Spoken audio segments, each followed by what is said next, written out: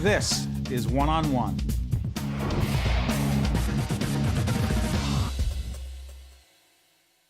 We're now joined by Dr. Bill Luhr, who is a professor of English at St. Peter's University and the author of the book, Film Noir. It is interesting. Now, film noir, what does it actually mean? It means black film, dark film.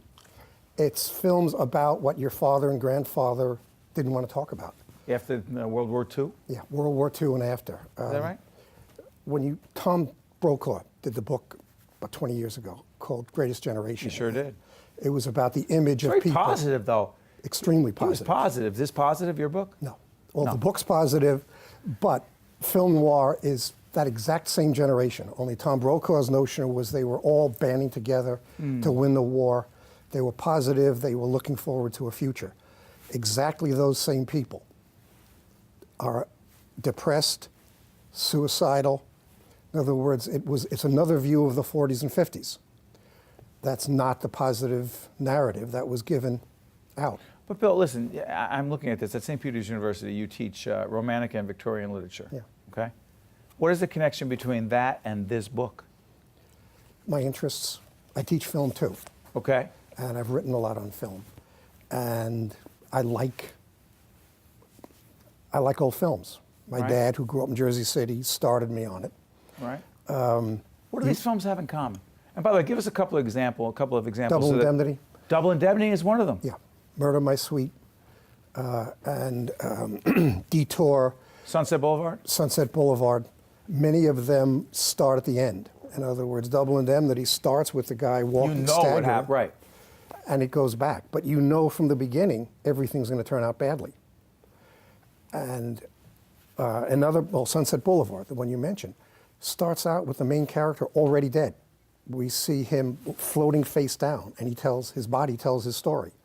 So that in film noir, you know this is not a good storyline. What draws people? Because people like Bill Holden, William Holden were in these, and some other really fabulous actors. John Garfield, yeah. Yes? Yeah.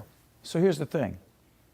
Since we know how it ends, which isn't great, and since we have talked about the fact that there are some people who look for the really positive stuff. I mean, Brokaw did write the book about the Greatest Generation, and it is very positive about what made these men, and some women, really terrific. What is it about us that, even though we know it doesn't end well, what is it about us that's drawn to it? It's the erotics of doom. Whoa, I can't let you get past that. Okay. The erotics of doom. Think of a tabloid newspaper. If you see a headline saying, man murders wife and then commits suicide. I'm reading it. Why do you then go on and read the story? You know how it turns out. He kills his wife, he commits suicide. But then people read for 4 or 5 columns to get the details, to find out the specifics.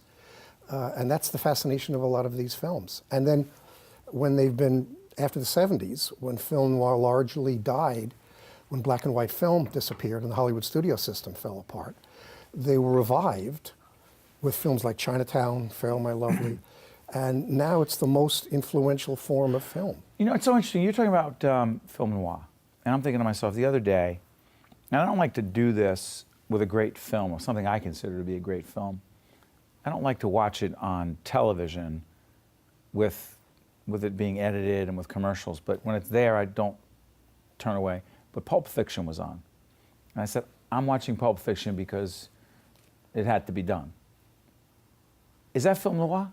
It's neo-noir, yeah. Oh, it's neo, Yeah, come on, why? Film noir. Quentin Tarantino isn't that it? He's a madman over film noir. That's He what I'm loves thinking. it. I'm thinking he had to be influenced by this. Virtually every film he's done, Reservoir Dogs, Yes. Kill Bill. Yes. He lives, and he knows films noir I've never heard of.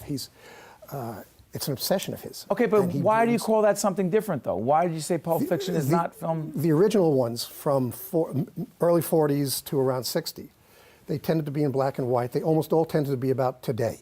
You see Okay. Double Indemnity. The people in that movie, Edward G. Robinson, look exactly like the people you would have seen in 1944 when you walked out of the theater. Got it.